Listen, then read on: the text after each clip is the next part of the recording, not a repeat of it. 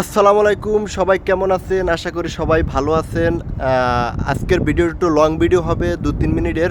অবশ্যই আমার ভালোবাসার মানুষগুলো একটু ভিডিওটা দেখবেন, বিশেষ করে প্রবাসী আমার ভাইয়েরা একটু ভিডিওটা একটু বেশি বেশি দেখবেন। যে আমাদের প্রবাসে বাস্তব জীবনে মানে কী করণীয়, কী কাহিনী আমাদের প্রবাস জীবনে ঘটে। শখের প্রবাস নামে একটা কথা আছে।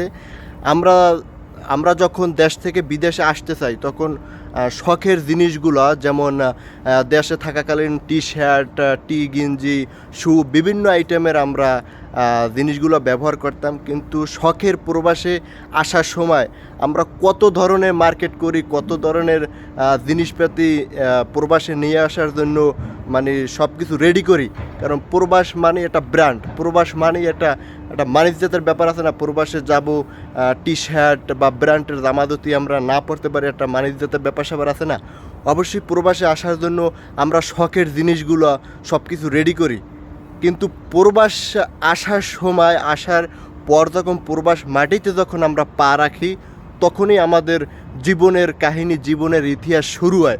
যে প্রবাসে আসার মাটিতে যখন প্রবাসে পা রাখি তখন এই শখের জিনিসগুলো, শখের জামা কাপড়, শখের জুতা, শখের টি শার্ট সে দেশ থেকে যেভাবে বাস করে আনি বিদেশে, সেই রকমই বাস করা থাকে। কারণ বিদেশ আসার পর আপনার সেই মানসিক ঘুম, মানসিক চিন্তা আর নাই।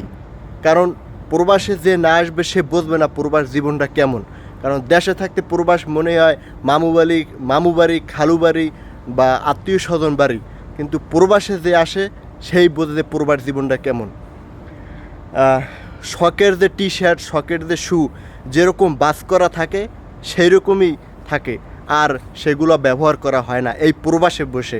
যে আমরা কি প্রবাস করি, কারণ টাকা আছে কিন্তু শখ করে কেনার ইচ্ছে নাই, কিন্তু টাকা আছে একটা জামা কিনে পরার ইচ্ছে নাই। কোন সময় পরবো আমরা 12-13 ঘন্টা ডিউটি করার পর এসে রুমে আইসা আপনার রান্না করি, তারপর রেস্ট নিই, তারপর পরিবারের সাথে কথা বলি, একটা মানসিক চিন্তা থাকে, তখন সেই জামা কাপড় পরার আর তখন ইচ্ছে আর থাকে না। শুক্রবার যেদিন আসে সেদিন প্রবাসীর একদিন ছুটির দিন। সেই ছুটির দিন আমরা কি করব? আমরা শরীরের রেস্ট নেব, না জামা কাপড় ক্লিন করব, না শরীরের রেস্ট নেব, না ঘুরতে পড়তে যাব, না ঘুমাবো? কিন্তু সেই শখের আর জামা কাপড় সেই পরার হয় না। যেরকম বাস করা থাকে সেরকমই থাকে, সেগুলো আবার বাস করে দেশে নিয়ে দিই, আবার দেশ থেকে বাস করে আবার বিদেশে নিই। এটাই হলো শখের প্রবাস।